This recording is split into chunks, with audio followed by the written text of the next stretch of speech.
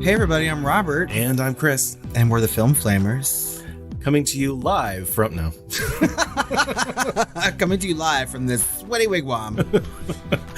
So we're shooting The Flames right now in July. That's right. The hot month of July. Yep. Mm-hmm. Here in Texas, we've had a whole cajillion day series of triple digit weather, and it's really starting to make me thinner, and I'm okay about that. Oh, well, I wish that was the case for me. Actually, no, it's not. I just drink more beer outside than I would before, so yeah, it makes me fatter, sweatier and fatter. Well, speaking of hot off the presses is the Texas Republican platform. God, do I even really want to fucking know? I don't think any of us want to know. No. But we do have a voicemail from Bennet talking about it. Okay, let's hear it. Hello, Tired Queens. This is Bennet calling. I know it's been a while since I've done a voicemail. It's been super busy lately. Summer is I work at a beach resort there, so I should tell you that summer is my busy time. So I don't get a lot of downtime there. But anyway, I know you guys don't talk politics too much on this series, but but after a podcast, should I say? But boy, after last week, it's kind of hard not to there. But I was going to call earlier to ask about news I had heard about the Texas GOP and their whole weird party platform thing they came up with last week. As that was I thought that was going to be the weirdest or the craziest thing to come out of the news last week. But now the Supreme Court has had to come in and say, no, we're going to steal the thunder and ruin everybody's lives, especially one gender in particular there. But anyway, I remember hearing about the Texas GOP coming together to have a convention or something and deciding that Biden didn't win the election. I was kind of like, okay, what's doing then? I heard him say something about, gays being an abnormal lifestyle or something. And I'm kind of like, okay, again, what's new? But then hearing that there was something about the idea of seceding from the nation for the state. And I was kind of like, what the fuck? So I wanted to hear what you guys have heard about that since you're down there. And, I don't know all the details. I just wanted to hear from some natives down there. So anyway, talk to you later. Down here in the seventh layer of hell at the Hellmouth. That's right. My God. You never know what the next day is going to bring.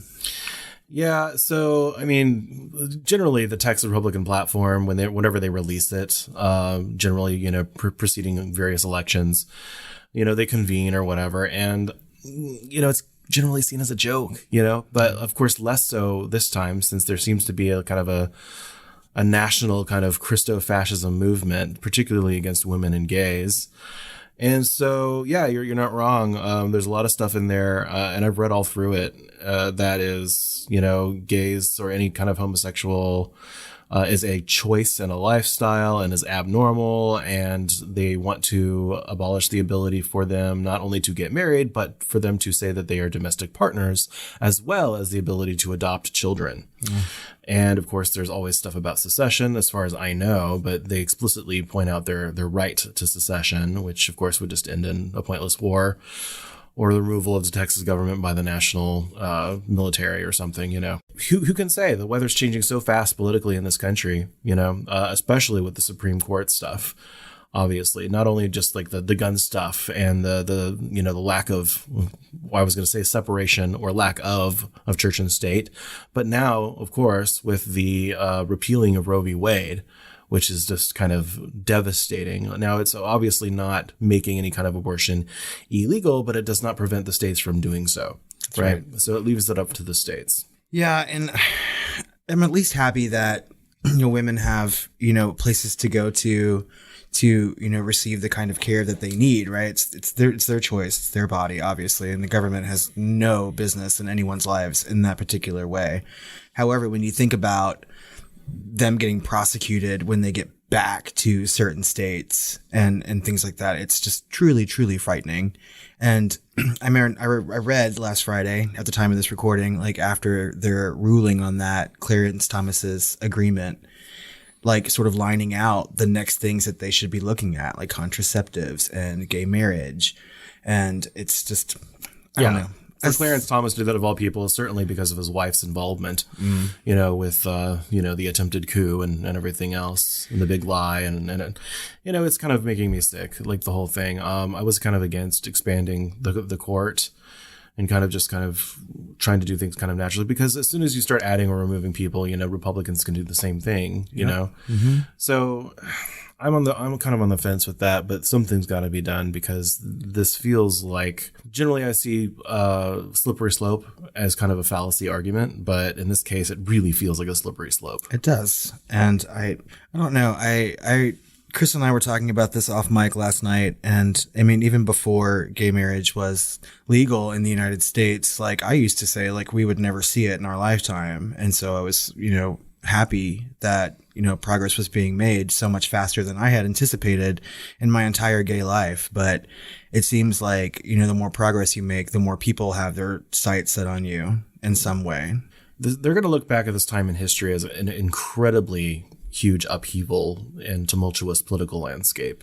It is. I would say just as much or even more than say like in the 60s or 70s, and I don't know what it's going to look like on the other side, but I feel like the arc of history generally goes progressive, but things can regress, obviously things like the Dark Ages happen or world wars happen or civil wars happen and things like that. And I don't know what we'll have to do to get on the other side of this.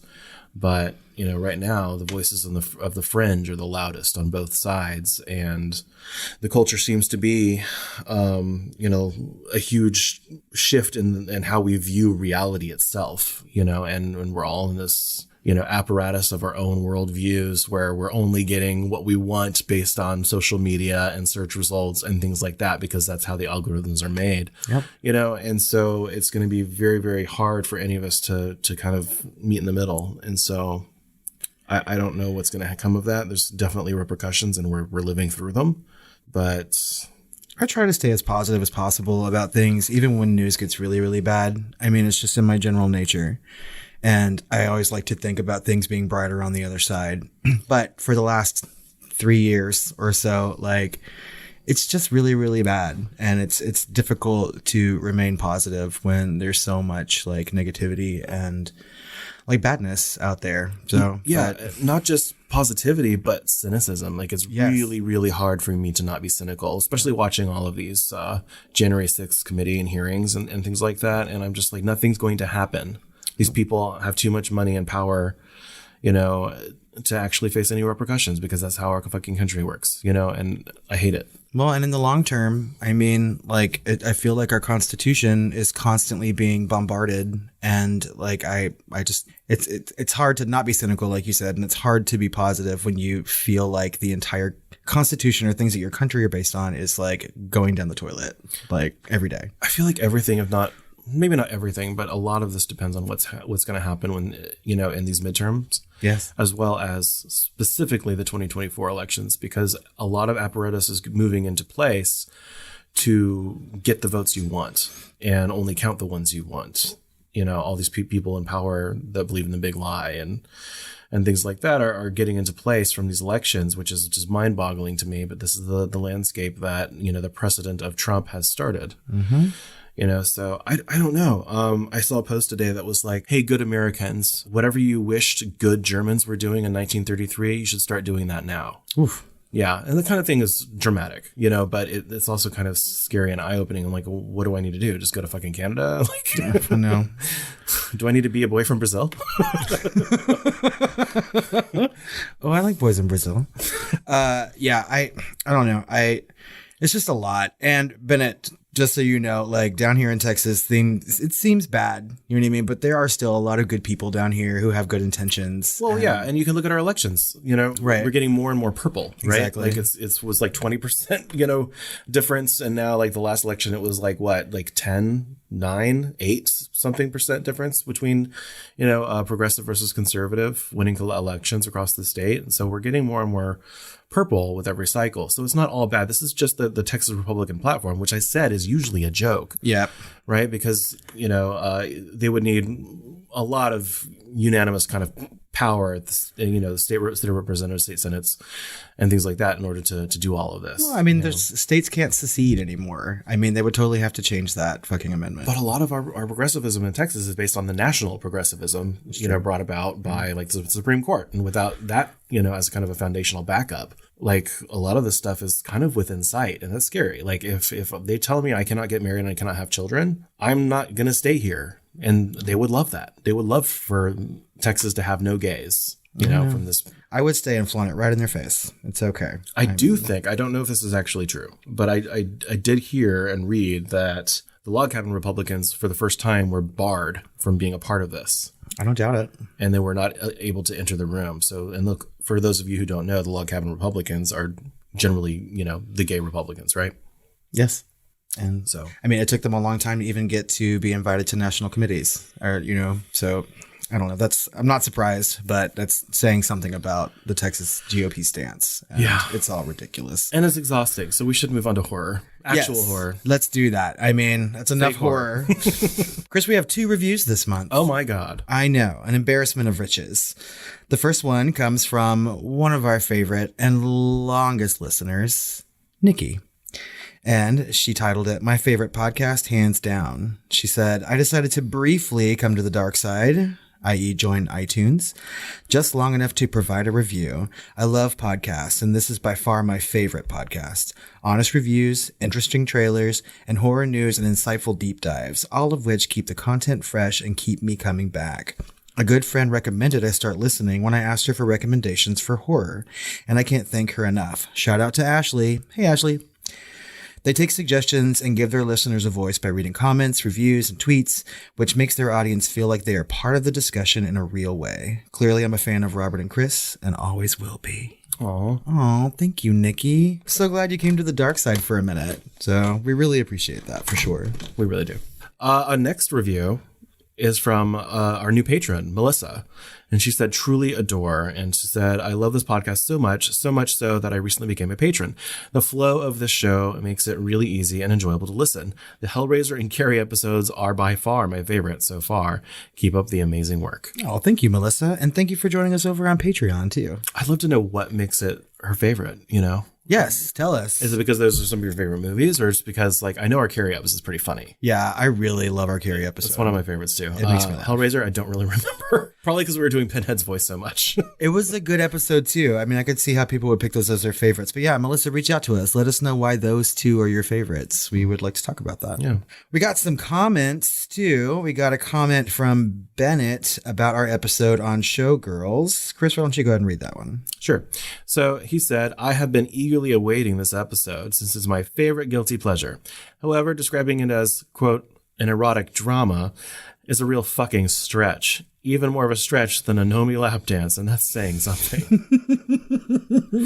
Honestly, Bennett, I mean, I commented back to this and said, well, that's what Wikipedia called it, so we kind of just went with it. But I'd like to know what genre you would put it in. Actually, a lot of times I correct the genre from Wikipedia for our show notes and from what we actually say in our episodes. In this case, I didn't really disagree because that's what it's trying to be. You could easily add erotic dramedy, but it's unintentional. You know what I mean? So I'm on the fence. Whatever. It's semantics. Yeah, I know. It's clearly erotic, though, no matter what it is. You have to throw that adjective in there before you pick the genre, for sure. It was certainly dramatic. It was certainly dramatic, overly, too. Yeah. We got a comment from Erica from the Unsung Horrors podcast over on Instagram, and she says, "The documentary You Don't Know Me prompted me to revisit this last year and completely changed my view of it, just being glorious trash. Verhoeven is a master." He certainly is a master. I agree. And we have more Verhoeven coming up next month, so if you love him, definitely stay tuned. From our episode into Basic Instinct, Bennett over on Patreon said, "I have been eagerly awaiting to hear you guys' take on one of my favorite erotic thrillers. It gets me hot and bothered like no other movie in existence. The sequel, if you're interested, is predictably a train wreck, but not without its hysterically memorable moments. In short, the first is a sexy classic and the sequel is alternately howling and dull distraction." I feel like you have something different to say. I do. I went with literally bottom level expectations because the trailer is a train wreck. I watched it and just it looked like 90s trash, even though it came out in the 2000s. Right.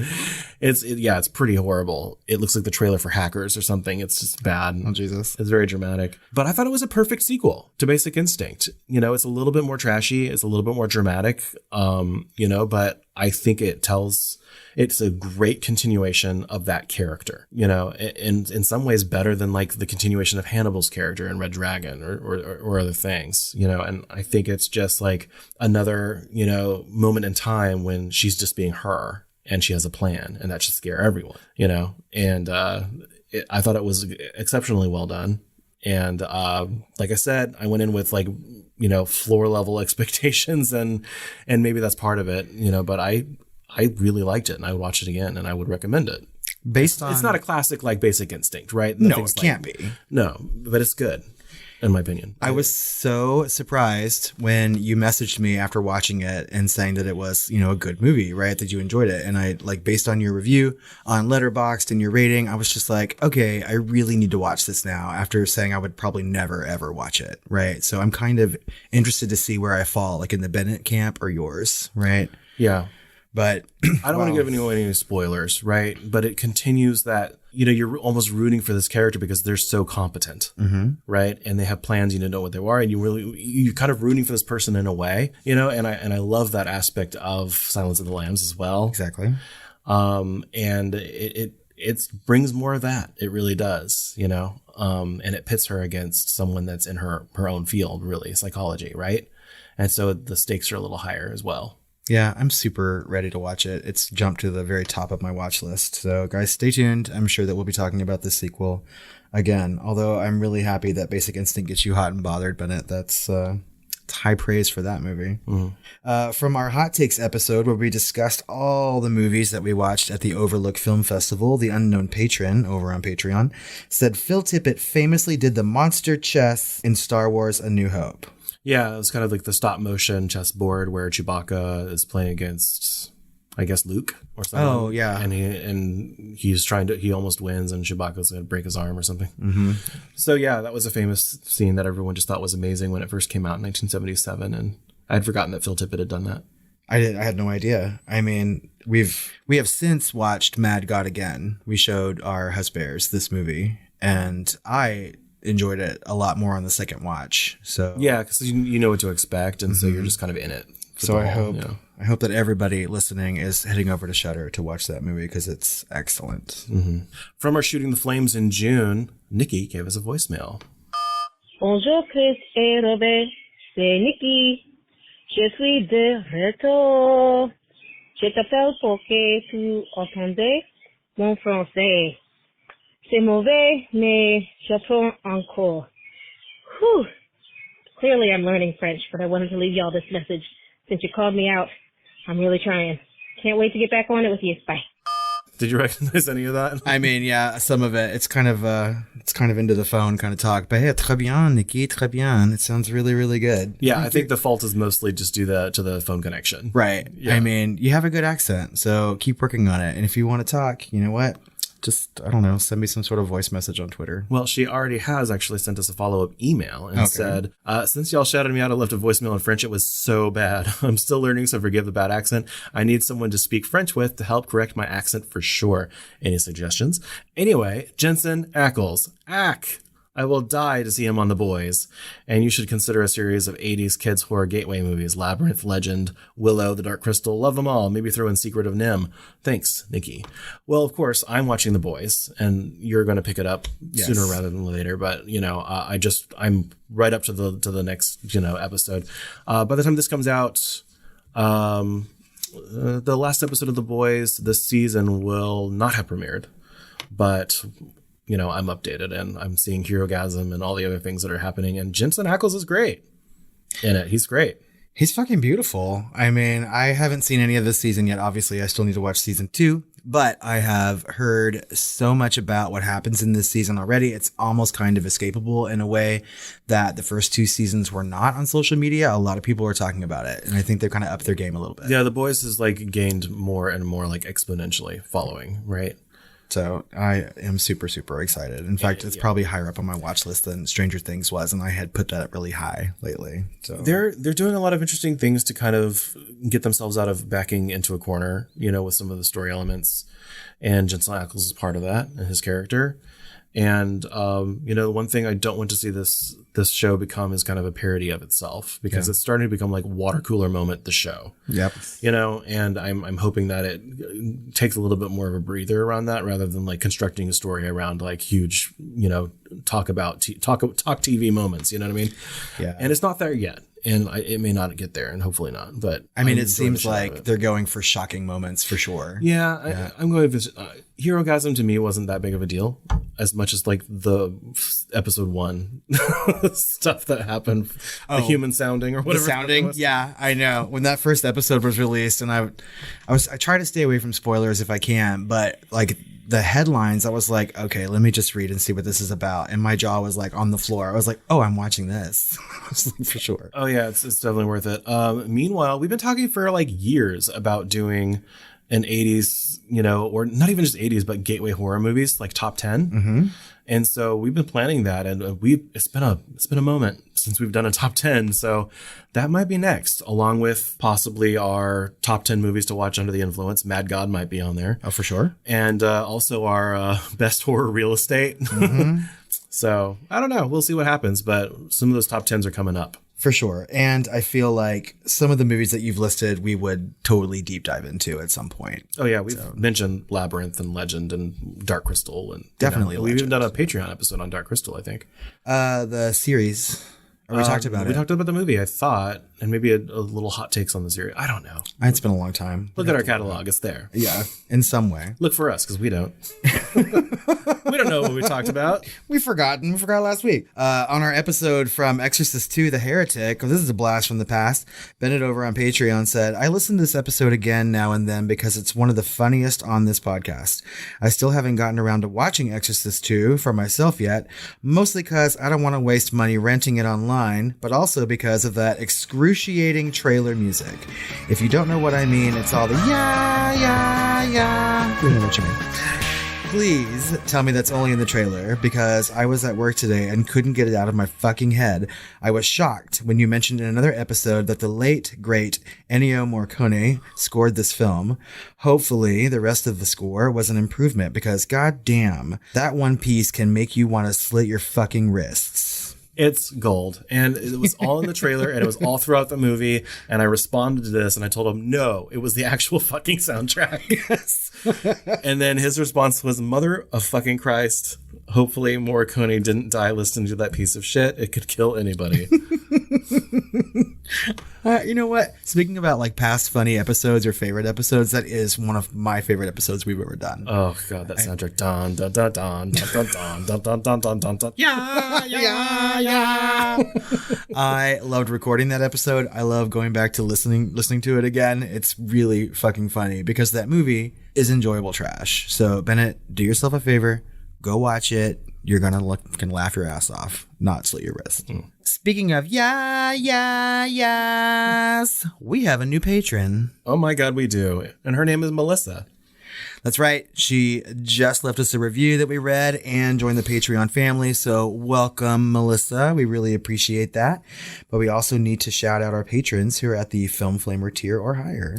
And that is Ben, Kimberly, Kyle, Lisa, Penelope, and Walstrich. But especially all of them. Oh, I know. I'm feeling nice in July. Shouldn't you feel nice in August? I should feel nice all the time, but hey. Yeah, we are coming up on that 4th anniversary of the Film Flamers. Next month. Next month is our 4th anniversary. Good God. I know, it's hard to believe. Jeez, it's been a long time. We were only freshmen. Stomping baby's breath. And a shoe full of rice now. I hope those are the lyrics. Stomping baby's breath? I think he means the flower. It's like at a wedding. Oh. Yeah. I don't know. It's poetry. Who knows? Horror news. So, in horrifying news, or exciting news, depending on which side of the knife you're on, nearly half of U.S. murders are going unsolved. So, murder solve rates are at the lowest rate that they have been in half a century. And other interesting statistics have come out, and this is based on the CBS News report. So if the victim is white, police are 30% more likely to solve than if the victim was Hispanic, and 50% more likely if the victim was black. This is systemic racism. Oh my God. Yeah, just yet another statistic to add to the pile for conservatives to, dismiss. Jesus Christ. I'm not surprised, though. I mean, like, you hear a lot because I listen to true crime stuff, I watch a lot of true crime stuff, and people talk about all the time that police actively investigate crimes involving white people more often than they do involving minorities. Well, or even stick to them longer, right? Yep. And so, case in point, Chicago, the clearance rate there is 24%. You are 76% likely to get away with murder, especially if it's to a black person in Chicago, which is just insane. It's horrifying for real, though. Yeah. And I know that crime rate has gone up so much since the pandemic. Yeah. And mental health needs and everything else. And now with dismantling of gun laws and all the civil, uprest and everything else, it's not helping. But what I don't understand is how the clearance rate is not so high. I could understand the rates of murder being higher. This is not about the rate of murder. This is about the clearance rate of actually finding who did something and making an arrest or making a kill or whatever, closing these cases.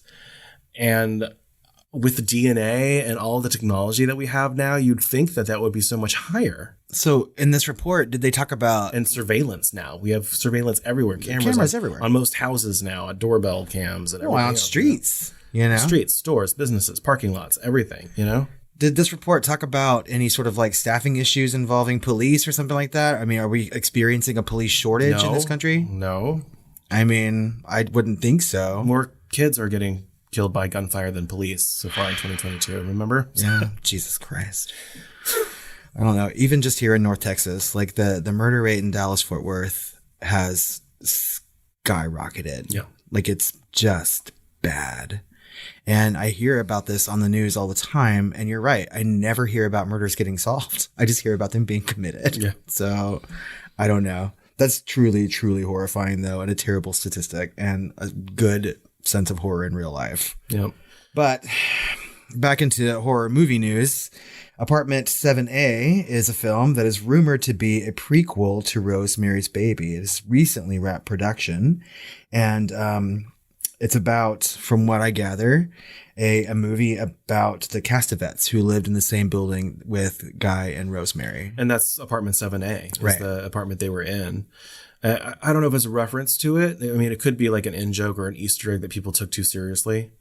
But Rosemary's Baby is a classic. So, hopefully, I don't know. Either way, it could be good, especially since this is from Natalie Erica James, the director of Relic, which I really, really enjoyed and I believe was on my top 10 for that year. It was on both of ours, actually. Mm-hmm. So, yes, I'm looking forward to this. I didn't even know she was making it, but I did read this article over on Bloody Disgusting when they posted it last week. And I was just like, I'm down for a Rosemary's Baby prequel. I will totally watch that, especially if it's about Minnie Castavet in any sort of way. Oh, yeah. Love that character. Well, actually, horror news was pretty thin on the ground this month because everyone decided to release a trailer. In fact, we're having to half our list of trailers and push them to the next month just so that we can make a manageable list to tell you now. So... Coming soon. In my opinion, this is a really good group of trailers. All the movies that we're about to talk about look really intriguing, good, and scary, and I'm here for it. Yeah, and so we're going to start in order of release, right? So first up, we've got Blackbird, which is coming out on July 8th on Apple TV. That's right. And this, I think, is a movie. The trailer makes it seem like a TV show at first, but I feel like it's a movie. And it has Taron Egerton, and he is being sent to a prison because he's an inmate himself to sort of infiltrate a prisoner there who's suspected of killing 14 women, although he was only convicted of killing one. Yeah. And they want information and they want a confession. So they're sending him in to befriend and sort of elicit that conversation from him. It's supposed to be based on a true story. Mm-hmm. And so he's taking, he's in this kind of white collar prison, I guess. And he's being put into this, maximum psycho security, prison. And he has to befriend this guy. Same actor that was actually the incompetent, catalyst guy who thought he was a super spy in I, Tonya. Paul Walter Hauser. Yeah, he's good. He's such a good actor. And he looks especially good in this trailer. His voice is affected in some way. It seems like he is really into this character and into the moment. And it looks really, really good. It's from Dennis Lehane, who did things like Mystic River, right? The novelist. Mm-hmm. And so I had not even heard about this movie until you put it on the docket. And I was watching the trailer this morning and I was just like, God, now I have to sign back up for Apple TV again. I'm like, shit, it looks excellent. Plus Taron Egerton is fine. And he's like shirtless in the first moments of this trailer. And I was just like, oh, how do I sign up for Apple TV like right now? So next up, we've got Prey from Hulu coming on August 5th. And from the, title, I did not expect this to be a Predator prequel or sequel. Oh. Right. So obviously this would be a prequel, I would think. Yes. As far as time goes, it doesn't really matter because these are all kind of moments in time of any given Predator or whatever they're doing. You know what I mean? And so this is Prey. And so I believe this is taking place in, pre-colonial America with Native Americans. And there's a Predator that is sent to Earth and they have to kind of survive. And it looks fucking outstanding. It does. It looks like the best Predator in years and possibly the best Predator yet. I mean, the original Predator is an excellent movie in my opinion. I also like Predator 2, but those AVP movies leave a bad taste in your mouth for sure. Oh, sure. And, I'm looking at Prey, the trailer, and while it doesn't like super excite me and everything else, like it looks like the quality is there and it looks like it could be an amazing movie. But it could go either way. I want this to be like the dances of wolves of Predator, I mean, it kind of is. I mean, it looks, like you said, it looks very well made. And it looks like a really good story because a lot of it is revolving around like, a female Native American who wants to go out and hunt like the men in her tribe do. And she feels like that she's just as capable. And so she takes it upon herself to sort of destroy this predator. There's a really awesome moment in this trailer where she's hiding from a bear. And it's like probably the best bear attack scene since fucking Annihilation. And she thinks that she's just about to die and she looks up and the bear is being dragged away and then hoisted into the air by one of the invisible predators. And I'm like, yes, I am so ready for this movie.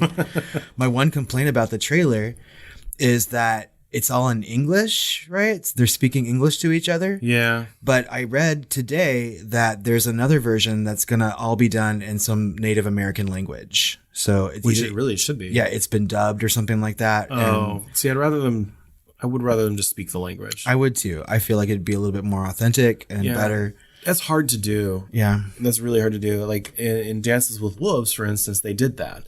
But it was a dying language. It still is, right? But like the woman who actually was on the reservation that taught like whatever the language is for the Lakota was brought in and actually starred in Dances with Wolves. And after her death, she made sure that everyone was speaking mostly accurate. That's one of the best and the most special things about that movie is that you're actually hearing a dead language being spoken by one of the last peoples that know how to speak it and pronounce it. And so they were, all these other Native Americans are speaking all of their, separate languages. And so she had to bring all this giant cast together to speak this one thing, kind of phonetically. And, that's what they'd have to do in this cases because so many of these are dead languages or close to dead, that it's tough to get a whole cast to do that the entire movie through. Yeah. I mean, I don't know how this is going to be. I mean, I would like to watch both versions, right? Just because I feel like making it in a more authentic sense would be better for this particular movie. Yeah. I mean, because it looks great, but when people are speaking in this trailer, it's kind of off-putting. And I'm like, really take the time to make it more authentic. Also, the lead doesn't really super look Native American to me, but she may not be. I don't know. I mean, but I really do want to see this movie. I have been looking forward to it all year, and I'm glad that I already have Hulu. She kind of looks like an Aubrey Plaza. Yeah, she got that look about her. Next up on the list is a movie called The Invitation, and it's not the one that we've already covered here on the Film Flamers. This one is coming to theaters on August the 26th, and it looks like if 23andMe joined a vampire movie. What it seems like to me is yet another try-hard clone of Get Out mixed with Ready or Not. Yep, it is all those Straight things. Up. Yes. Straight up, right? And so it's just like a rich, white family in this mansion that are getting everyone together for some familial ritual. Theoretically it's a wedding and, this, African-American lady is invited because she's like a long-lost cousin of this white family somehow. And this is, she's American, I believe, and is going over there to England. Yes. And wacky hijinks ensue, and it looks a little bit less comedic. Yeah. Well, maybe a lot less comedic than Ready or Not. I don't know about Get Out aspects, but it seems that way, And I don't know what I feel about this. I'd like things to be original because that just it gave me that vibe. But maybe it will be. But all the clips, even the spoilery clips that they have at the end, seem very Ready or Not to me. It does. I mean, it has a definite Ready or Not vibe. It has a definite Get Out vibe. I got that while I was watching the trailer as well. However, I think it still looks good. You know what I mean? I think that they're changing some things up a little bit. There is definite like blood drinking and things like that. And they don't really say vampire in this, but it kind of looks that way to me. It looked like that way to me first, with her kind of sucking the blood off of her finger or whatever, after she's like cuts it with the cuticle cut. I don't fucking know. Oh, that was so off-putting when they were like giving her a manicure and it was like clipping the nails and scraping the cuticle, and I was just like, oh no, I can't do this. Yeah, and then later it seems like it's maybe something else, something a little bit more satanic, or someone gets a throat cut. So I mean, there's something. Yeah, it looked like on. It was like ritual sacrifice, and maybe they do drink blood or something. But I mean, I'll still watch it. It looks like a fun ride. There was a lot of daylight dialogue, so if they're vampires, then maybe something else is going on. I didn't even think about that. Well, shit. Yeah. Either way, The Invitation looks all right. Yeah. Next up, we've got Barbarian in theaters August 31st. This fucking trailer looks scary as shit. Yeah, it does. And this is a Skarsgård. This is Pennywise Skarsgård. Not Alexander, but Bill. Not Northman, Barbarian.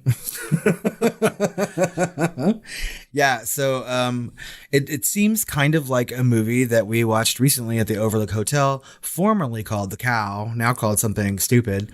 And a woman shows up Lost in the night or some shit. Or gone in the night, disappeared in the night. I don't know. It should have been just called The Cow. Yeah. You know what I mean?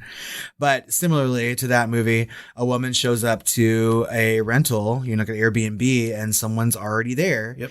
And he says, you know what? It's raining. We're in a bad neighborhood. Just stay the night.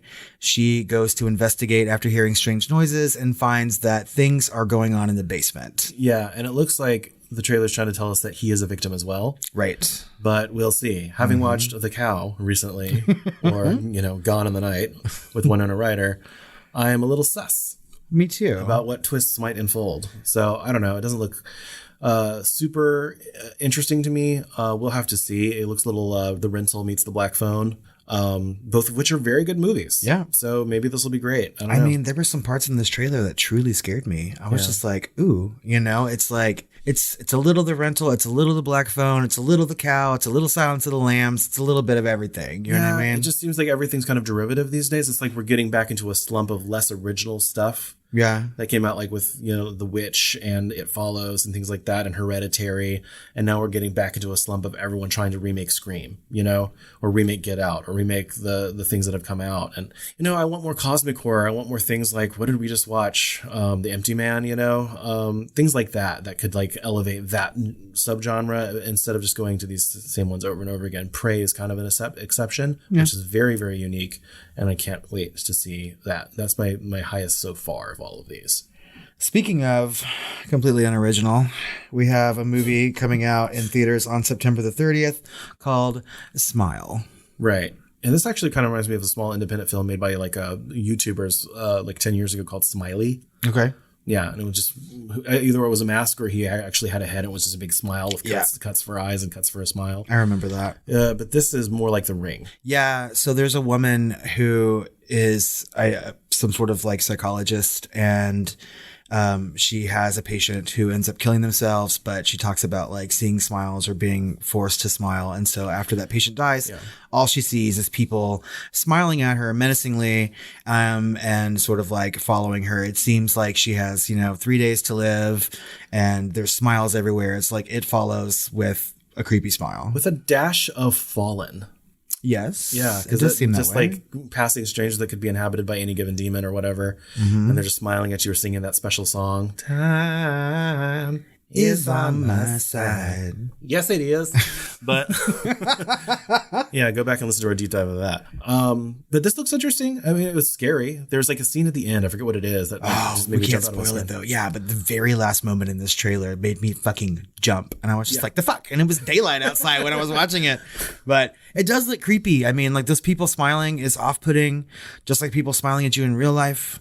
I prefer a resting bitch face. Yeah. And nothing beats a competently made mainstream horror movie. Yes. Really. I mean, if you get down to it, if it's competently made, The Black Phone is a perfect example. I was going to say, nothing special about that movie, but it was so competently made and told that it was just it's a solid and could be an upcoming classic depending on how it's received after release. I would say that so far, I mean, because we're talking about movies so far, and then our last trailer is going to be a TV series, but the movies that we've talked about in these trailers, they seem good, right? Some seem really good, but there's nothing in that list that I would say, no, I'm not watching that, or it looks terrible, And so I feel like that's really good for upcoming horror. Right on. The only thing I think of these that I might miss would be Blackbird, because it's the most horror adjacent of them. And I don't know about how much I care about like prison procedurals.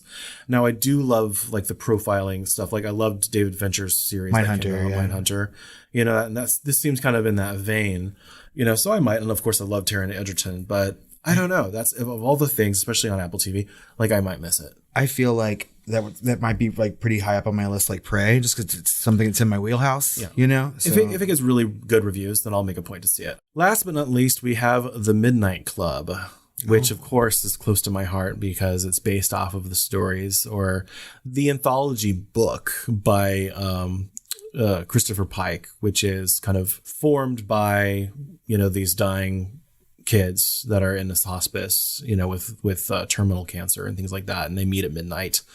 Whoever's happened to survive that week, meets at midnight and tells these stories. Kind of like Are You Afraid of the Dark, but way more adult. And so what I'm thinking they're going to be doing this series, and we've talked about this probably at least twice on, with news, is bringing in some other Christopher Pike stories and books to do as, one-shot episodes, which I'm excited to see.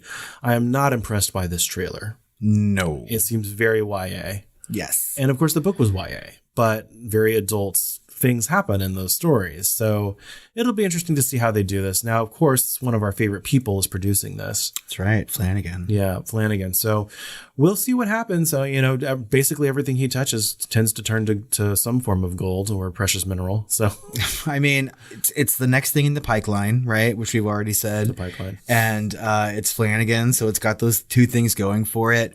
I like a good like serial type anthology show. I know nothing about these books. I've never read them, so I'm going in blind, which makes me happy. And it has Heather Langenkamp in it, so horror royalty. I'm down for this. I'm gonna watch. We should probably watch this together. Actually, I'd love to. Okay. Well, guys, I think that about wraps up this month's Shooting the Flames. As always, we want your comments and your questions, so find us on social media at The Film Flamers on Twitter, Facebook, or Instagram. You can email us at tiredqueens@filmflamers.com or call our hotline at 972-666-7733. I want to be your prey. Come prey on my pipeline. Sit on my face, barbarian. Wait. You might have listened to that Lords of Acid song a little too many times yesterday. Maybe. You don't need an invitation to sit on my face. Smile. Guys, we really enjoyed having 2 reviews to read this month. So please, if you love our show, head over to iTunes or Apple Podcasts. Leave us a 5-star review and why you like it, and we will read that on the next Shooting the Flames. That's right. And we are getting closer and closer to that 100 review mark, at which time we will be considered, with the rest of our statistics and demographics and blah, blah, blah, eligible for Rotten Tomato reviewing score. So if you want your voice and ours to be added to that score on Rotten Tomatoes, give us those reviews. Please. Because we talk about Rotten Tomatoes on in every single deep dive. We need our voice to be heard. Plus, it allows other people to find us. And speaking of finding us, if you've really found us, become our patron. You can do that over on patreon.com/thefilmflamers. Join the growing family. We got lots of bonus content, more bonus content coming out for you next month because we're doing more Verhoeven. Yes. Get episodes dozens of hours before. Sometimes they come out weeks in advance, but recently, just because of schedules, they've been coming out more like a day in advance. But hey, it's still in advance. That's right. You get it before everybody else. And no one but you can listen to them. That's true. And there's going to be a poll this month on Patreon because we are talking about Verhoeven, like we said on the main feed. We're going to be talking about Robocop and Starship Troopers. Message movies abound, so stay tuned for that. Well, Robert, I need to do my part and go crush some bugs. I don't know any quotes from Robocop. That was from Starship Troopers. I know, but I was trying to add the other movie in too and give it like equal things. Stop, creep. I don't know what Dead or alive, you're coming with me. There you go. There we go. All right, let's go off and crush those bugs and have some sweet dreams about Casper Van Dien. Do you want to know more?